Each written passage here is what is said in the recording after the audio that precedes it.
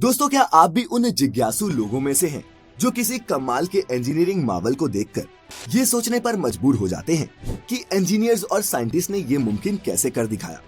अगर हाँ, तो पानी पर बने ये शानदार पुल तो आपका ध्यान पक्का ही खींचते होंगे।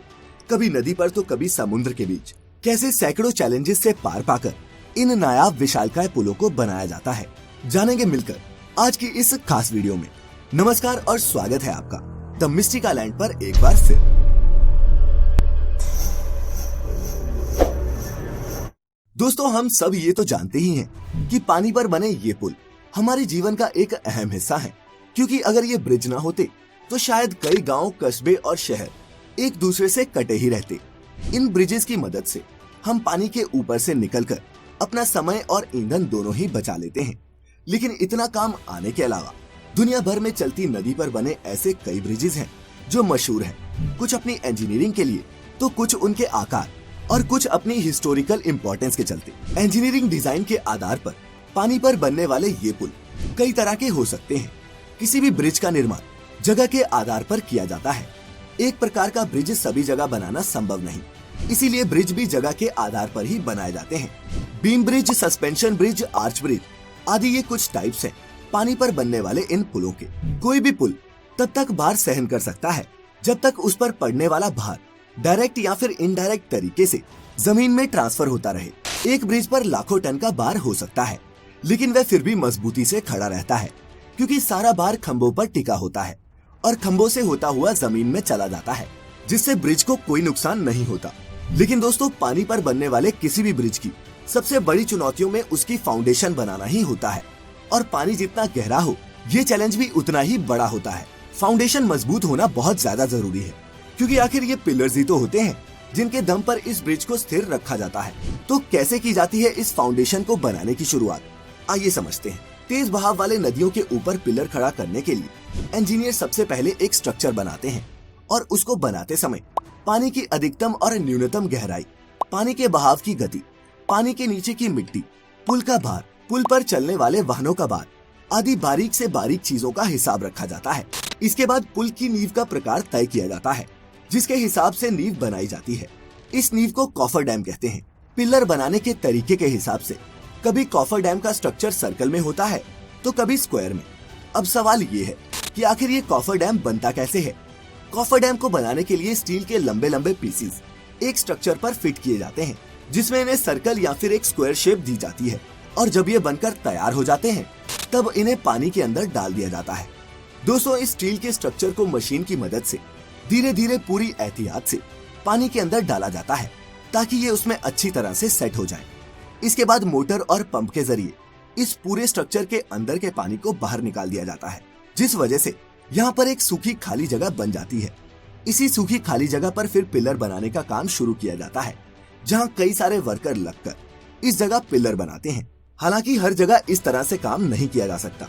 अगर पानी बहुत गहरा हो तो ज्यादा गहरे पानी में ये कॉफर डैम बनाकर नहीं डाल सकते। जैसे समुद्र में बीम बनाने के लिए समुद्र के तल में सबसे पहले कोई ठोस जगह देखते हैं, उसकी गहराई मापते हैं। इसके बाद उस जगह पर बड़ी बड़ी मशीनों के द्वारा खड्डा किया जाता है, जैसे बोरवेल बनाते समय करते हैं।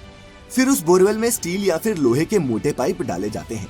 फिर पाइप के अंदर का सारा पानी बाहर निकाला जाता है, जिसके बाद उस पाइप में सीमेंट और कंक्रीट का मिक्सचर भरा जाता है। जरूरत के हिसाब से एक से ज्यादा खंभे तैयार करके आपस में जोड़ भी सकते हैं, जिससे एक मजबूत खंभा तैयार हो जाता है। जैसे जैसे खंभे बनते जाते हैं, वैसे वैसे उनके ऊपर रोड भी तैयार की जाती है। जब दो खंभे बनकर तैयार हो जाते हैं, तब सबसे पहले बड़ी बड़ी मशीनों के द्वारा बड़े बड़े उन खंभों को जोड़ा जाता है, और ये सीमेंट कंक्रीट के ब्लॉक किसी दूसरी जगह पर तैयार होते हैं। ब्रिज का आधा काम बाहर कारखाने में किया जाता है, और आधा काम समुद्र या नदी जहाँ पर पुल बनाया जा रहा हो वहाँ। बड़े बड़े सीमेंट के ब्लॉक्स को समुद्र में ले जाने के लिए बड़ी बड़ी शिप्स को काम में लिया जाता है। वहां पहुंचने के बाद क्रेन के द्वारा इन ब्लॉक्स को ऊपर उठाया जाता है, और फिर स्टेप बाय स्टेप ब्रिज का निर्माण किया जाता है।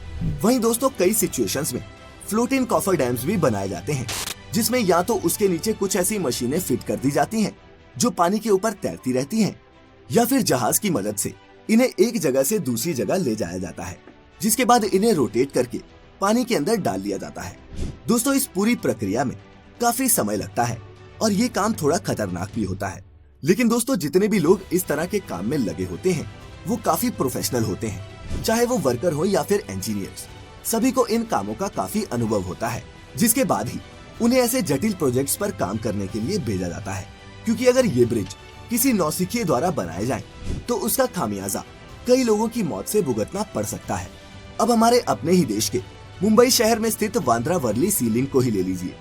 इस 5.6 किलोमीटर लंबे स्टील के स्ट्रक्चर को इंजीनियरिंग का बेहतरीन नमूना कहा जाता है, लेकिन पानी के ऊपर इसे बनाना आसान नहीं था। ये एक बहुत ही लंबा और चुनौती भरा सफर था, जिसे 11 सालों की अथक मेहनत और लगभग 1.25 लाख करोड़ के खर्च के बाद हमारे इंजीनियर्स ने पूरा कर दिखाया। तो दोस्तों अब तक तो आप समझ ही चुके होंगे कि इस तरह के ब्रिज बनाने में इतने पैसे क्यों खर्च होते हैं। ऐसे में ब्रिज बनाने में खर्च के साथ साथ काफी समय भी लग जाता है, लेकिन इसके बावजूद भी कई बार ब्रिज फेल हो जाते हैं। इस चीज से बचने के लिए प्रॉपर तरीके से ब्रिज बनाना बहुत जरूरी होता है और ऐसे में वो सभी एहतियात बरते जाते हैं जो जरूरी हो।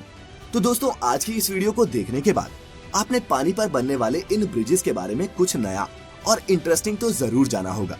इसीलिए इस वीडियो को खुद तक सीमित ना रखें और शेयर करें इस अद्भुत नॉलेज को अपने दोस्तों और रिश्तेदारों के साथ ही अगर आप हमारी ये वीडियो पहली बार देख रहे हैं तो सब्सक्राइब करें the mystical and YouTube channel और लाइक करें हमारे।